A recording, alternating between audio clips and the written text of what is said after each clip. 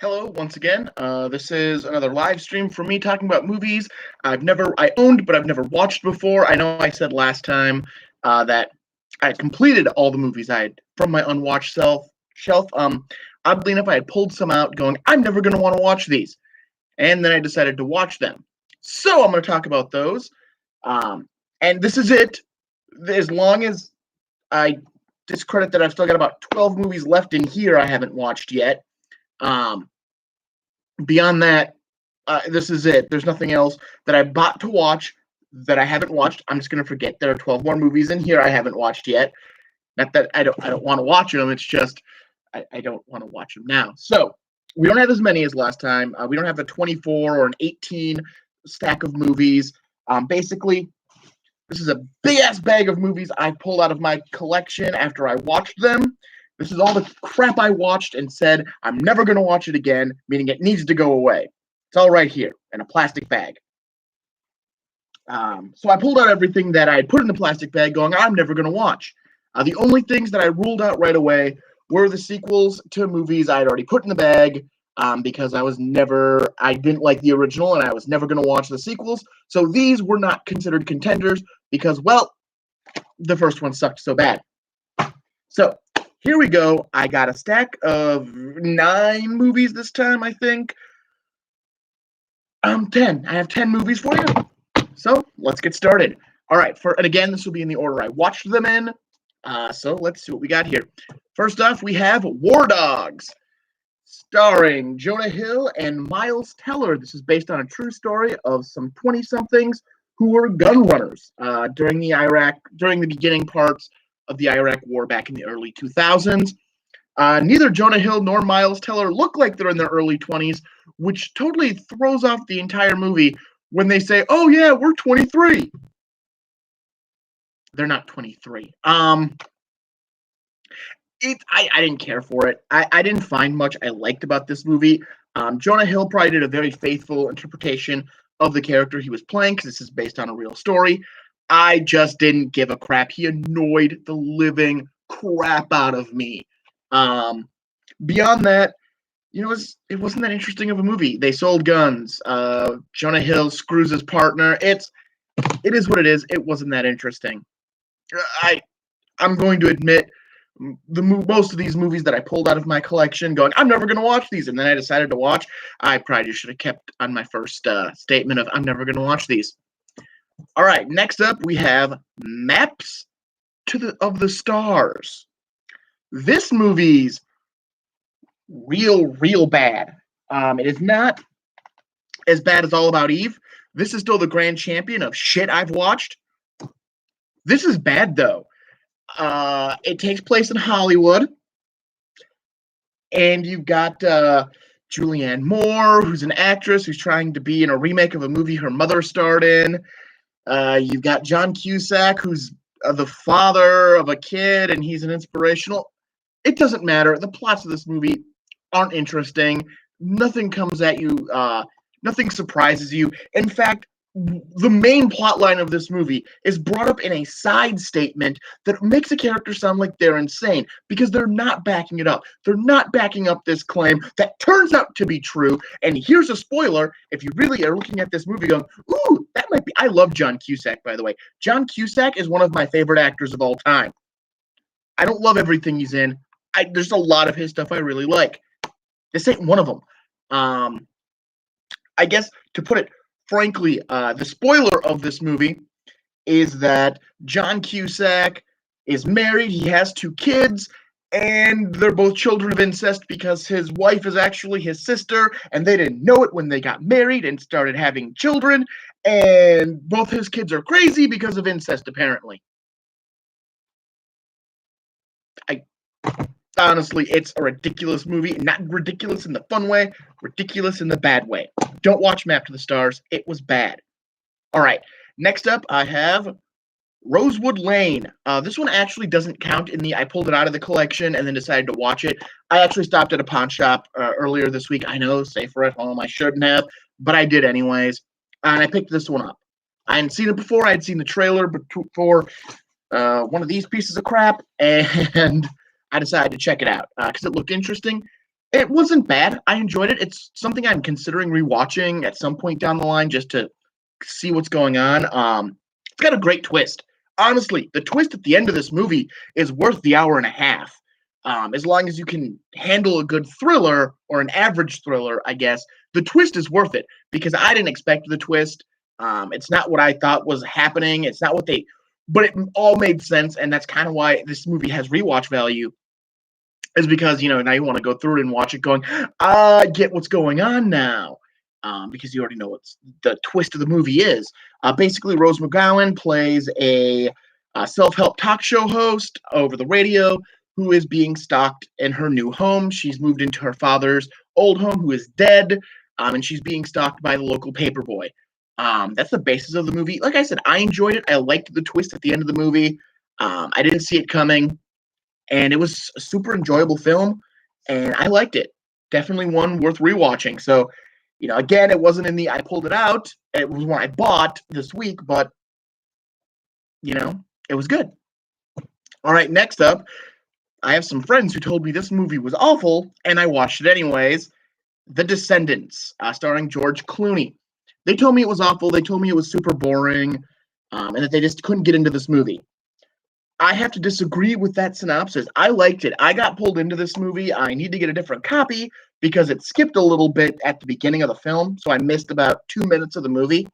I'll admit, like, the middle of the movie gets draggy, but it pulled me back in at the end. I like George Clooney's performance. This was a decent movie. This is the shining light of everything I pulled out of my collection going, I'm not going to watch it, and then I decided to watch it. This was it. This was the shining light of all of that. But I liked it. I liked The Descendants. Basically, George Clooney he lives on Hawaii. He's from a long line of Hawaiian natives who are part white, part Hawaiian, and they are the descendants of a king or a princess who had a large tract of land on one of the islands of Hawaii.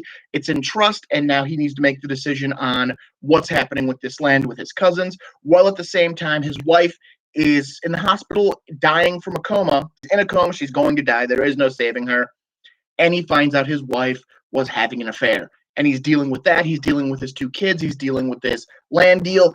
I found it a very interesting film, and I liked George Clooney's performance. I liked everyone inside this movie. So I liked The Descendants. I'd say if you haven't checked it out, check it out. I'm saying if you didn't care, if you've seen it and you agreed with my friends who didn't care for it, that's fine. Not everyone likes the same kind of movies. I know I don't. I've definitely thrown movies in that bag already that I know other people really like and that I just didn't care for. 100% rating on Rotten Tomatoes. This movie is trash. Trash.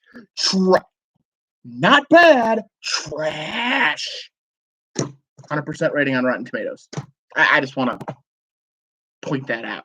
My hatred and frustration of All About Eve has not subsided in a week. All right. Next up, I have Zipper. Yep. Patrick Wilson plays a U.S. attorney who is looking to get higher office in more elected fields. And he starts having sex with escorts. This is not a problem he had at the beginning of the movie. He is not already having sex with escorts while being a U.S. No, he decides, I'm going to run for higher office. Hey, look at that escort. And it's the paint by numbers kind of movie you expect it to be. He's married. He's trying to keep it from his wife. His life is crumbling around him. The escort, it's the paint by numbers type of story you'd expect from what I just said the basic story is. It wasn't that interesting. It didn't do anything more to the plot. Admittedly, the ending is the only part of this movie that was any good, and it's not worth watching the whole movie to get to the ending. So, spoiler alert, here's another one for you. Basically, you have this huge character growth story about this guy who's dealing with a sexual addiction, basically, because he keeps calling escorts, and he basically is trying to ruin his own life because he can get ahead, but he's doing this. By the end of the movie, he becomes a U.S. senator, and he's perfectly okay now being a guy who has sex with escorts, which was the best part of this movie because one of the running things in the movie is he keeps removing his wedding ring. I can't talk. He keeps removing his wedding ring every time he's going to go meet an escort, and by the end of the movie, he doesn't. Like I said, that's the only interesting part is just that character arc, but it's not worth the ride is not worth the destination. It's a very bad ride for an okay destination. So Zipper bad. Zipper bad. All right, next up, Red Sparrow. This was bad too. This one I've heard was bad, unless you're Robert Kepler from Flickering Myth, probably. He says it's 4 stars. I say it's half a star at best. Jennifer Lawrence plays a Russian spy. I've seen this one before. And Anna, which I reviewed in my last video. I'm pretty sure that was my last video. That one wasn't bad. It wasn't worth rewatching, but it wasn't bad. But it was the same kind of story of a girl being brought in to be part of the Russian intelligence agency.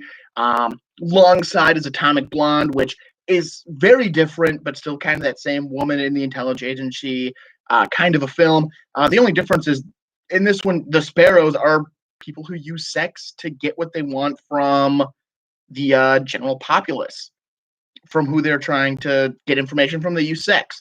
And this one's got a lot of twists and turns, and it's not interesting. It doesn't matter. None of it, like, oh, there's backstabbing. Who cares? It's not interesting. It's not entertaining. It's nothing. Even if you're just one of those people who are going to grab it going, ooh, boobs. It's not even worth that. It doesn't even have that factor. We're talking about a group of Russian spies who use sex to get ahead, and I can't even say, well, at least it's got some nice boobs in it. Zipper is better for boobs if that's what you're looking for in a movie. I'm not. This is trash. All right. I'm going to calm down for a second. Take a breath. Absolute garbage. Trash. I don't know why anyone ever wanted to watch this movie ever. Darkest Hour. That's what we're moving on to. This is obviously... this is the Winston Churchill movie that came out a few years ago. And it's Winston Churchill, after he takes over being the prime minister, having to deal with the British troops being stuck on Dunkirk, which is also a movie that came out the same year as Dunkirk, which I've never seen, but I've heard that one's trash as well, and I don't really care to learn if it wasn't. Like I said, this one I was interested in. Dunkirk, I'm not. So basically, that's the idea of the movie. You got Gary Oldman giving a terrific performance as Winston Churchill, and he's the only one that has any character in this entire movie. It's not a bad movie as far as history pieces go. It definitely keeps you involved. It gets a little laggy, kind of like a lot of movies. It gets a little laggy in the middle, but it picks itself back up, and it's still pretty interesting for being what it is. The rest of the cast is there. None of them really show any great character other than like 1 or 2 traits. Like the a-hole guy who's trying to screw with Winston Churchill is the a-hole guy who's trying to screw with Winston Churchill. Basically, nobody has any depth except Churchill. The King has a little depth, but it's all Gary Oldman doing Winston Churchill. Again, it's not a bad movie. I generally enjoyed it. I'm not going to watch it again, but it wasn't a bad movie. So check it out. It might be worth it, especially if you're someone who's interested in World War II and history. It's worth checking out. All right. Next up, I have Apt Pupil. I had high hopes for this movie. Even though I pulled it out of my collection going, I'm not going to watch this, I still had high hopes for this movie. This is the last one of the I pulled it out and then ended up watching it again. There are 2 movies after this one, but I'll cover why those movies are part of this in a minute. Basically, you have a high school senior who's very interested in World War II and discovers someone living in his neighborhood, played by Ian McKellen, is a former Nazi officer. So he becomes interested in his life. He gets dragged into it, and boring. It's not an interesting film. I thought it was. I thought it was going to be super interesting when I sat down with it, and then I watched it, and it wasn't interesting. It never got out of first gear for me, and it just wasn't 2 hours. It wasn't a good way to tell this 2-hour story, especially as it got farther in. By the time you got to the end, there was so little to do with anything. It just wasn't that good. Yeah, I didn't care that much for Apt Pupil. All right, so I got 2 movies left. Why I have 2 movies left, much like I mentioned with Devil's Advocate last week, These are some that were hidden on my shelf that I totally forgot I had on my shelf. I had bought because I wanted to watch them, and I realized it literally today. And so I watched them today. First off, we have The Equalizer 2. I also rewatched The Equalizer because I hadn't seen that since I saw it in theaters. So I rewatched The Equalizer, and then I watched Equalizer 2 right away. I like these films. These are good films. I enjoyed myself with both of them. They kind of they're very similar to me. I like the story structure in these movies, though, where it's not this 2-hour ride through this story that doesn't need to be 2 hours long. It's a lot of good character development and little plot lines for like the first 45 minutes to an hour, and then it's the hardcore action story that you got into. I really like that. These were enjoyable movies. Basically, the plot is the same in both of them. Denzel Washington plays an ex-military man who faked his own death to get out of being a special operative. He ends up going around helping people, whether it's small things or big things like killing a bunch of pimps. He goes around helping people and gets mixed up in various actions in both movies. I like them. If you haven't checked them out, they're good movies. Denzel Washington is great in both of them. Definitely check out the Equalizer movies. They're good. All right, I got one film left to talk about this week, and that's it. We'll be done. There's very few things in my collection I'm slightly about owning and talking about because, do I want people to know I own these? So my last movie is Charlie's Angels, Full Throttle. That's right, I've never seen it. The only reason I own it is because I own the first one. I don't know why I own the first one. So Charlie's Angels, Full Throttle. You got Drew Barrymore, Lucy Liu, and Cameron Diaz coming back to be the Angels as they're trying to stop a list of people on the witness protection program from getting out in the open. So it's the Mission Impossible storyline with a joke making fun of Mission Impossible 2 built into this movie. There's a long joke making fun of Mission Impossible 2 in this movie. I found it hilarious because they stole the plot from Mission Impossible to make this movie. It's not great. It's not a good film, but it is super amusing. I was entertained for the entire hour and 47 minutes I watched this movie. I was super entertained. It wasn't good, but I was entertained. It was amusing tripe that keeps your attention and keeps you going. There aren't really any great performances in this movie. It's just amusing. I was entertained, and that's, a high praise for, basic schlock movie here. It's not supposed to be great. It's not supposed to be winning awards. It's just supposed to be stupid action and enjoyable, and it met its quota. It was stupid action. It was enjoyable, and it was ridiculous action, which made it more enjoyable. Like, they ramped up the things nobody can do in real life right up to 11. This is Spinal Tapped it and went straight to 11 to make this movie. So it's all ridiculous action. But I enjoyed it. I enjoyed the movie. I thought it was a good time, and that's all I can say about it. All right, well, like I said, I didn't have a lot left, and other than the things hidden in this box that I haven't watched yet, that is everything I've bought to watch that I've never watched before in my collection. I actually went through and made dang certain of that this time. So there probably won't be another one of these videos. Now, I know I said that last week, but there probably won't be unless I decide to watch a bunch of Universal horror movies, which, who knows what my mindset might change to over the course of the next week. Overall, in everything, obviously All About Eve, it's the worst thing I've watched. This particular week, however, that prize gets to go to Zipper. Zipper was the worst thing I watched this week. It's not as bad as All About Eve. This is trash. Saved in the National Archives as being relevant and necessary. This is trash. But yeah, overall, Secondhand Lions, hands down, was my favorite out of the entire thing I watched this week.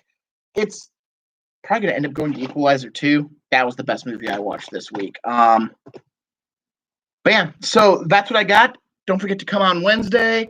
Check out my new list, which is going to be Star Wars films. I almost said Star Trek, but that one's already up. We'll be talking Star Wars films on Wednesday.